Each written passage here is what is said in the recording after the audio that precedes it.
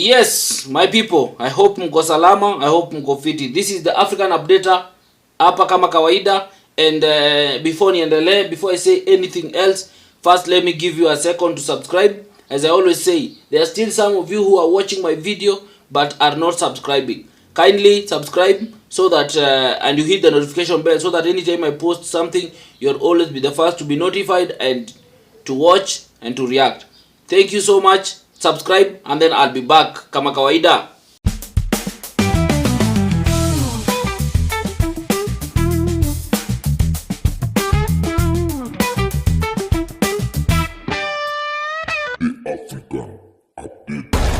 Yes, thank you for those who have subscribed now.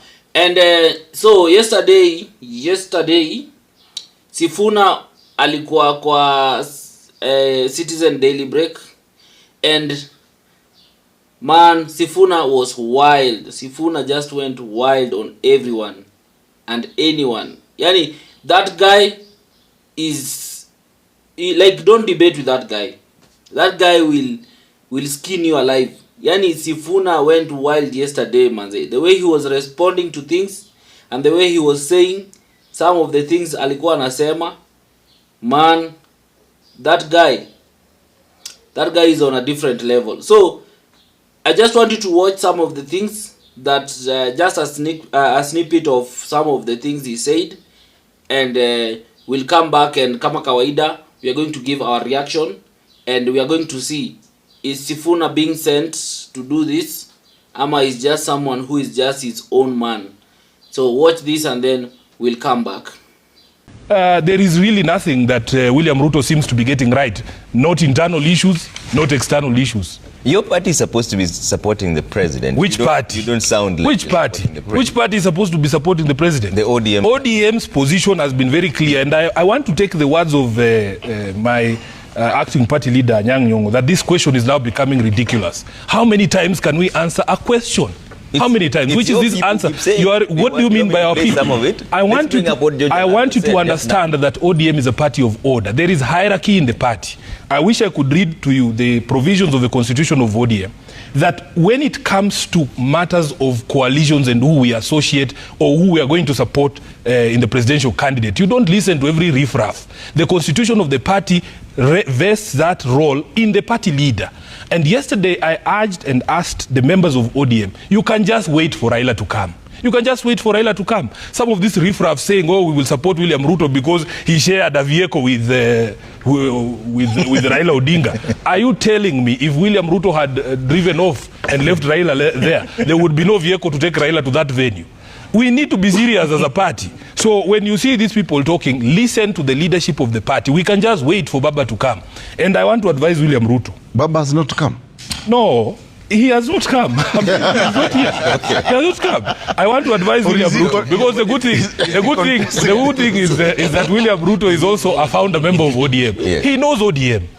The value you attach to an endorsement by saying we pick a name is zero, because those people at the end of the day are loyal to Raila Amolo Odinga. The day Raila stands up and says we are going for this seat, none of those people you hear, his praise and worship team in parliament saying, oh, William, we will support you. None of those people will be there to support William Ruto. I can assure you. The only reason he will be re-elected, because everybody knows that even him pretending to front Raila, because Raila himself has told us that he did not ask Ruto to support him. And when he announced that he was going to run for this thing, it was of his own volition.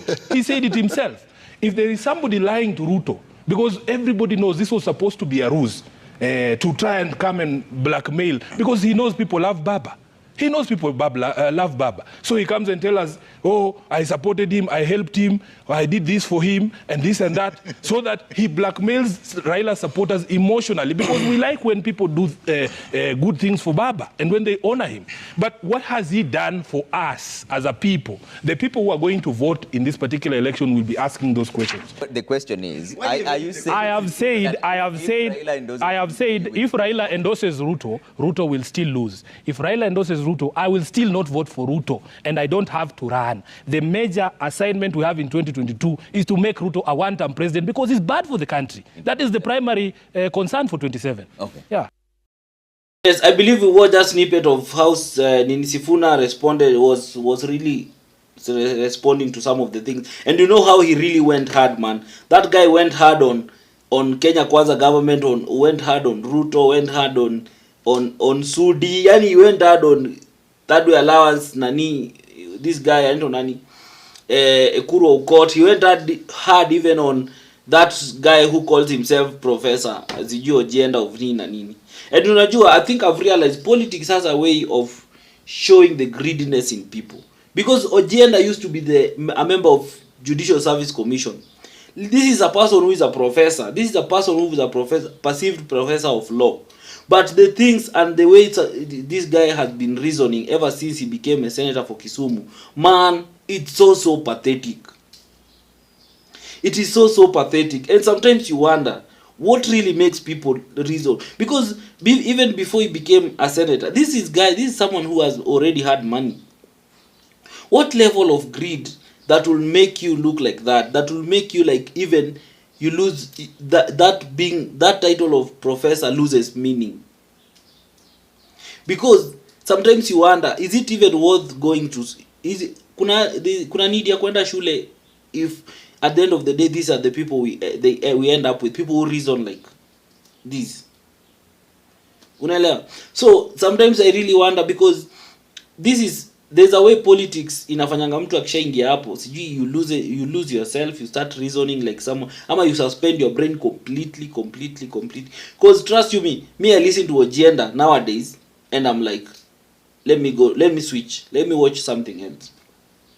Unaelewa? Let me watch something else. And I hope that this kind of people will not see hawataingia tena parliament in 2027. You get? I don't know, the sycophancy, the level of greed that these people get once they get seat wanakuwa nayo. Yani inakufanya paka mtu unaangalia, how do you become a sycophant like this? No. A guy like Ekuru Aukot ukimwangalia vizuri, because he's a doctor of sijui nini, he keeps on putting it on our face that he was the one who was part of the people who came up with the this constitution and everything. Sawa. But sometimes you lose, this, you can make a one move like this and all the credibility and everything inapotea. And if someone has not informed people like Ekuru Aukot, people don't trust you, and that's why people never care about you. You can go to TV and talk over a million times. You can go million TV shows, live shows. You can go there and talk as much as you want, but people lost trust in you. That day when you went and started supporting Kenya Kwanza siding with Ruto, that you are going to vote for him without doing, because I never voted for Ruto because I did some background check. I had those ones I need to do. That calls upon anyone who has gone to school and has acquired education. Common sense should tell you that before you support someone, try and dig deep about this person. You just don't support people. That's why people go to school. That's why we are given that opportunity to read and understand and try, so that you can use that knowledge to do some background research on someone before you go outside there and start supporting them. Understand that what values that this person stands for. Unaelewa? This is a man who opposed the same constitution that helped you, that you are part of designing and everything. And then you go outside there and support him. And then once he start working, then you start now opposing him at he's not doing what he has. Of course he was not going to do. He was not going to deliver in some of these things. So Sifuna is just being principled and standing on his ideas. And that's why you see he's saying clearly that even if ODM as a party decides that they are going to support Ruto in 2027, he himself, he has said categorically he's not going to vote for Ruto. You get? And there's this notion, and some people feel like it's Raila is communicating through Sifuna. Personally, I don't think it might be true. It might be true because in politics nothing happens by coincidence. So it might be true that yes, Raila is communicating through Sifuna and is just trying to keep Ruto in check, that hey man, whatever it is, I'm not with you. If you decide to go this way, I'm not with you. If you decide to nina. So it might be true. But let's try and look at Sifuna from way back. From the time he became a senator. Mimi, one thing I can say category, I saw how Sifuna even on that June 25th, how he was fighting, trying to stop police from shooting Kenyans. The video is there. This is a man who believes in what he believes and stands for what is right. That is the truth. And Kenyans, Kenyans, we've been blinded by so many mediocre people to a point whereby we lose touch of people who are true leaders. We lose touch of it. Even some of the people are saying, oh, now Sifuna has lost credibility because he went around to impeach Gachagua. Even me, ningekuwa kwa hiyo parliament, I could have impeached Gachagua. That's what I could have done. Not because Raila said or anything, just because the things that Gachagua used to say and used to do when he was the be all and all of when he was the deputy president and he had control.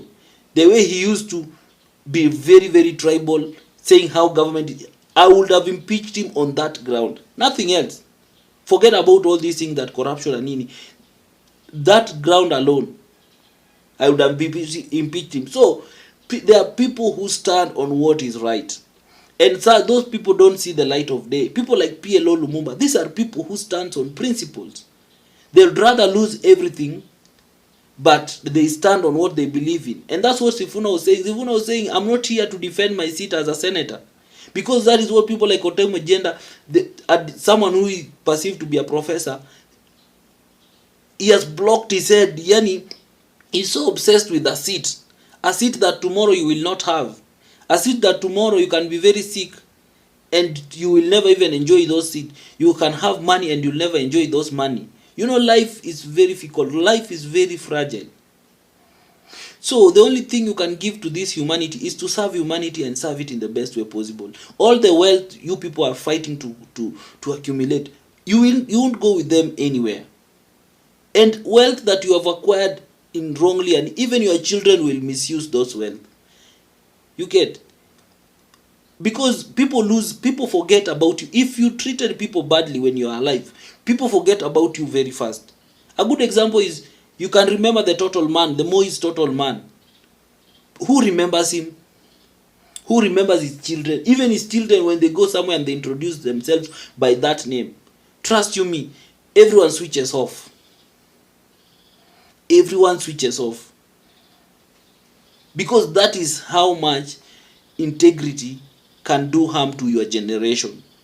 So you people who serve, if you decide to serve in such a way that even your children will be proud to walk around and say, yes, my dad was so and so, my dad was so and so, my dad was so and so. And those things can open their doors. Not when you mention your father, everyone switches off. Everyone is like, okay, no one wants to associate with you. So principles and values, that is what people, and that's why Kenyans have been treated to so much mediocrity in the political space, such that they can no longer identify a good leader. And until we fix this mess from the leadership, because we have some people, I saw he was responding to a certain MP from Rift Valley, saying the guy is illiterate, and the guy has responded. And you can hear the response of the guy saying ati akili yake it's so higher than Sifuna. Nothing. Sifuna has so much clarity of thought that guy can't match. Even if you put 100 of them, 1,000 of them. And there's this illusion that people think that if you have money, then you're smart. You can be smart in making money, but once you decide that you're going to say that money is the be all, money is everything, that once you have money, then you have everything, then that is where people go wrong. Because we end up now praising money. You end up thinking that now you have money, you can rule, direct people around na nini. Then you have, kuna kitu inaitwa intellectual, being intellectual, yani kukuwa na akili. And that's why people who go to do medicine, hawachukwangi tu mtu yoyote, that just because you have money unaenda kufanya medicine. No. You have to be someone who is smart. Your brain, you can articulate things, you can read and understand nini, and so many things. So that I saw that guy's response. I can't even put it here, but it was just laughable.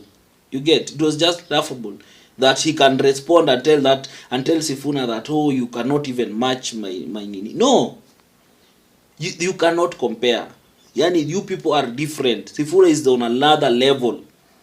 He's on another level. And people who understand, people who live in a society whereby they know when someone is a good leader, when someone is principled, when someone stands on something, they will side with Sifuna. No. They will side with Sifuna. But most politicians, they wanataka crowd. They need people who cannot think for themselves. They need citizens who can be brainwashed, who can. That's why when they come, they splash money and they wanakuonyesha these things so that you can suspend your brain and now follow them without even thinking and that's how they misuse you. But people like Sifuna, I'm very sure, you see the way he reasons. He keep on saying that mimi kapa mimi, I will not support Ruto. I don't care how many of you ODM nini decides nini. And even this secretary general position that I have in ODM, it's not mine forever. At one point I will not have it. And he's making so clearly that this is a man, I'm very sure, even if he lose that Senate position, being a senator, he will go back to his private life and continue life peacefully. Because that is how much people, you need to live to a point whereby you don't worship money. When you live to a point where, when you put yourself in a position whereby you don't worship money, trust you me, you will live a very peaceful life. Sifuna is someone who can leave that seat and live a very peaceful life without regretting, saying, yes, I did what I did, and now I'm out, I'm doing other things, and I'm okay. You get? So Sifuna, manze, I love watching Sifuna, and I'm hoping that in 2027 we are going to have more of Sifunas in parliament, more of Sifunas in Senate and in everywhere. Even we can have more like Sifunas in this mentality of worshipping money and everything should now come to an end. Anyway, guys, I was very happy. I just wanted to show you whatever happened, and thank you for those ones who have been watching my video hadi mwisho. Remember, this platform is all about trying to show you who your leaders are, because at the end of the day we are all fighting for good governance. That is what we want for this country. We have seen so many mediocre, so many jokes around, and now it's time we need to have good talk so that we can change this country for the better. Let's change one person at a time. Thank you, guys. Till the next time. Bye.